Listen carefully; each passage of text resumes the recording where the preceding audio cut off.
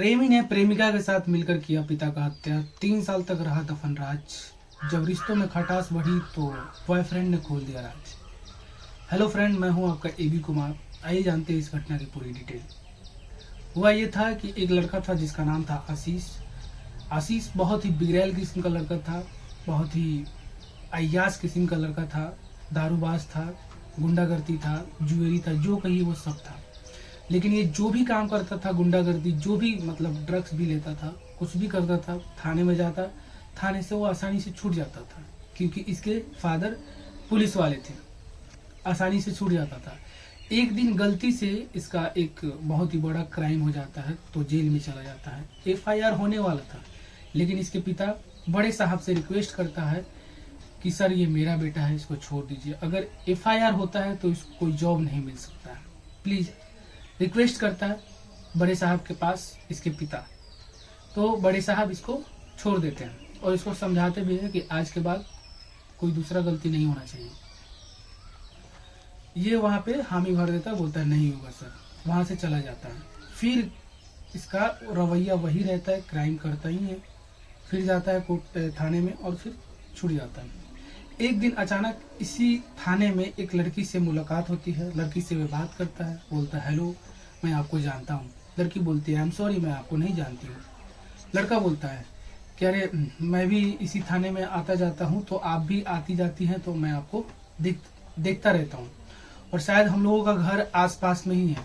घर का detail share करता है तो वो लड़की को पता चल जाता है। पता चलने के बाद वो बोलते हैं हाँ तो आप तो सही बोल रहे हो। वहां से इन दोनों की बातचीत स्टार्ट हो जाती है। बातचीत करते करते फोन नंबर शेयर होता है, नंबर से फोन पे बात होने लगती है, घंटों घंटों बात होने लगती है। जब ये बात ये लड़की के यानी आर्या के पिता को पता चलता है तो आर्या के पिता को इसके बारे में मालूम था क्योंकि आर्या के पिता भी पुलिस वाले थे। अब मालूम था, आर्या के पिता इनको बोलते हैं कि नहीं तुम मुझसे बात मत करो, लड़का ठीक ठाक नहीं है, जुएरी है, बहुत सारी बात बताता है, वो गुंडागर्दी है, कि तुम्हारे लिए लड़का सही नहीं है। आर्या अपने फादर की बात नहीं मानती और फिर भी उससे बातचीत करते रहती है। एक दिन अचानक जो ये आशीष था उसके फादर का डेथ हो जाता है। डेथ होने के बाद आशीष को ये जॉब मिल जाता है। जब फादर मरता है पुलिस वाले में, मतलब सरकारी जॉब में होता है कि अगर किसी का फादर मरता है तो उसके जगह पे बेटे का हो जाता है, तो उसी प्रकार उसके बेटे का जॉब हो जाता है। होने के बाद अब ये पुलिस वाला बन जाता है। पुलिस वाला बनता है तो इसकी गर्लफ्रेंड बोलती है अपने फादर से, यानी आर्या अपने फादर से बोलती है कि अब वो पुलिस वाला है, अब तो शादी करवा दीजिए। तो आर्या के फादर बोलते हैं कि वो पुलिस बन जाए या आईपीएस ऑफिसर बन जाए, मैं उससे तुम्हारी शादी नहीं करवा सकता, ये कंफर्म है। अब बाप बेटी में हमेशा बहसा बेसी होता था। कभी कभी बाप अपने बेटी को आर्या को मार भी देते थे। तो एक दिन अचानक हार थक के लड़की आर्या जाती है अपने बॉयफ्रेंड के पास और बोलती है यार मैं अपने बाप से थक चुकी हूँ, मेरा बाप अब कभी मानेगा नहीं तुमसे शादी करने के लिए, कुछ तो ऐसा करो कि मेरा बाप मान जाए। तो ये आशीष बोलता है कि एक काम कर सकती हो अगर तुम राजी हो तो आर्या बोलती है कि हाँ बताओ। तो आशीष बोलता है कि क्यों ना हमेशा हमेशा के लिए तुम्हारे बाप को उठा दिया जाए। तो आर्या कुछ देर सोचती है लेकिन बात मतलब राजी हो जाती है। अब ये आर्या को बोलता है, आशीष आर्या को बोलता है कि मैं तुमको एक जहर दूंगा, अपने बाप को पिला देना, लेकिन एक कॉन्ट्रैक्टर का नंबर दूंगा, कॉन्ट्रैक्टर के नंबर से तुम उससे बात करोगी, वो ला के दे देगा, क्योंकि मैं जाऊंगा तो मैं पुलिस वाला हूँ, मैं पकड़े जाऊंगा। ये अपना कुछ बहाना बना देता है ताकि ये ना जाए। लड़की बोलती ठीक है। लड़की फोन करती है कॉन्ट्रैक्टर के पास और उससे वो 5000 में जहर मंगवाती है, शीशे में 5000 में जहर मंगवाती है और वो भी शीशे में। ये खुद नहीं जाती है, पड़ोसी के बच्चे को भेजती है, वो भी अंडर 18 मतलब 18 साल से कम की लड़के का, वो भी वो अपाहिज था। वो जाता है और वो दवा लेके आ जाता है, मतलब वो जहर लेके आ जाता है। उस बेचारे को ये तक भी पता नहीं था कि इस डब्बे में जहर है और लाके दे देता है।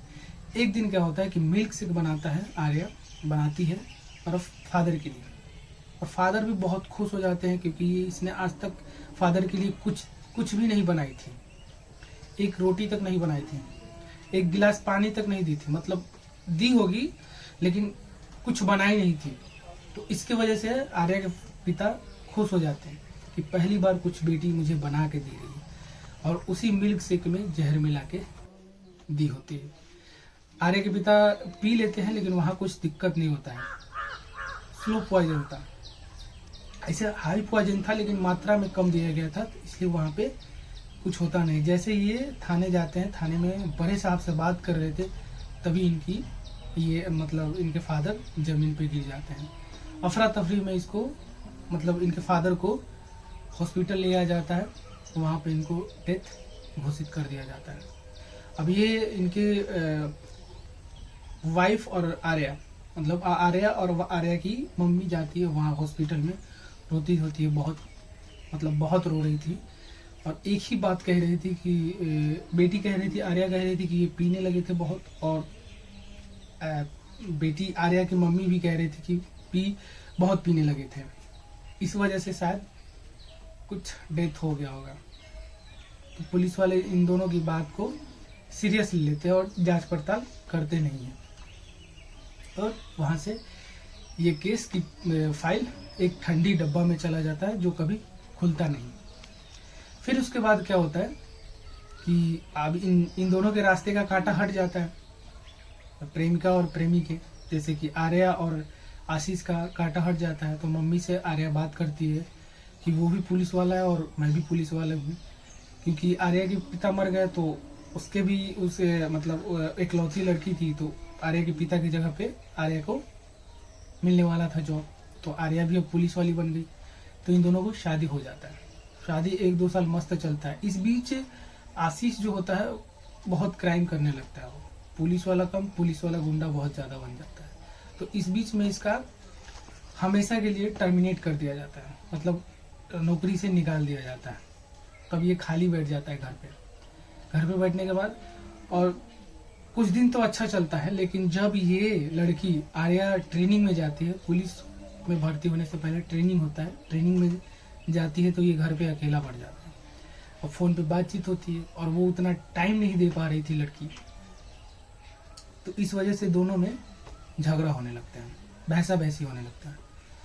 तो एक दिन इतना बहसा बहसी हो गया, इतना झगड़ा हो गया कि ये लड़का आशीष जाके थाने में जाता है और सारा डिटेल बता देता है कि मेरी वाइफ अपने पिता को मेरे साथ मिलकर जहर दिया था, और न पिता रहे न इनके आर्या के वर्दी रही। तो कहते हैं कि कभी कभी अपने पेरेंट्स की बात मान लिया जाता है, क्योंकि पेरेंट जो होते हैं ना वो अपने होते हैं, वो हमेशा अच्छी ही बातें बताएंगे, वो जानते हैं हमारे भलाई और बुराई दोनों जानते हैं, तो इसलिए पेरेंट्स की बात मानना बहुत ज़रूरी है। और हमसे उम्र में भी ज़्यादा है तो वो अनुभव उनको ज़्यादा होता है। तो फिलहाल 4 लोग गिरफ्तार हुए हैं, बताता हूँ। आईपीसी की धारा 120B और 302, 201 और 34 के तहत इनको सजा हुई है। फिलहाल 1 दिन के रिमांड में चारों को लिया गया है, अभी ये जेल में है। तो कैसा लगा ये न्यूज़ आपको कमेंट करके ज़रूर बताइएगा। मिलते हैं अगले वीडियो में।